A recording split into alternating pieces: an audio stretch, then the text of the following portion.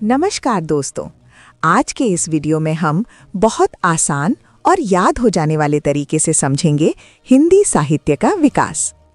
अगर आपने ये वीडियो एक बार ध्यान से सुन लिया तो बोर्ड परीक्षा में ये टॉपिक कभी नहीं भूलेगा। चलिए शुरू करते हैं। हिंदी साहित्य का विकास एक लंबी यात्रा है जो समय के साथ साथ समाज और इंसान की सोच को दर्शाता है।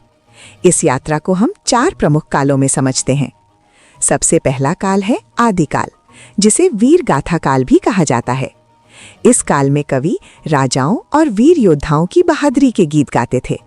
युद्ध, शौर्य और बलिदान इस काल के मुख्य विषय थे। इस समय के प्रसिद्ध कवि थे चंद बरदाई, जिनकी रचना पृथ्वीराज रासो बहुत प्रसिद्ध है। आदिकाल को याद रखने के लिए बस इतना याद रखिए, आदिकाल मतलब वीरता। इसके बाद आता है हिंदी साहित्य का सबसे महत्वपूर्ण काल, भक्ति काल। इसे हिंदी साहित्य का स्वर्ण युग कहा जाता है। इस काल में साहित्य का केंद्र युद्ध नहीं बल्कि ईश्वर भक्ति और मानवता बन जाता है। कवियों ने जाति भेद और आडंबरों का विरोध किया और कहा कि ईश्वर हर इंसान के भीतर है।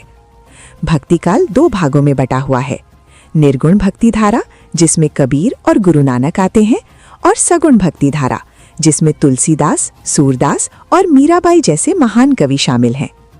भक्ति काल को याद रखने का मंत्र है भक्ति काल मतलब भगवान। भक्ति काल के बाद आता है रीति काल।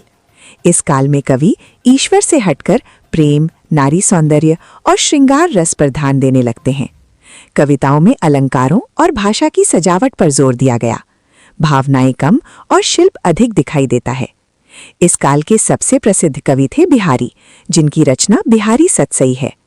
रीतिकाल को याद रखने के लिए याद रखिए, रीतिकाल मतलब श्रृंगार। इसके बाद आता है हिंदी साहित्य का अंतिम और सबसे विस्तृत काल, आधुनिक काल। इस काल में साहित्य समाज का आईना बन जाता है।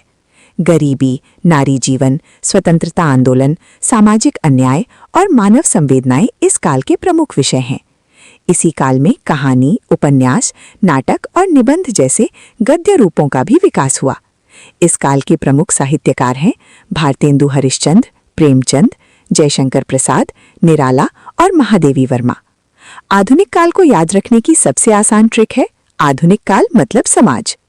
अब पूरे हिंदी साहित्य को सिर्फ एक लाइन में याद कर लीजिए, आदिकाल में वीरता, भक्ति काल में भगवान, रीतिकाल में श्रृंगार और आधुनिक काल में समाज।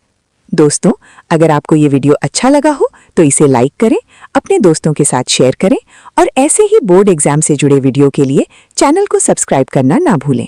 धन्यवाद। मिलते हैं अगले वीडियो।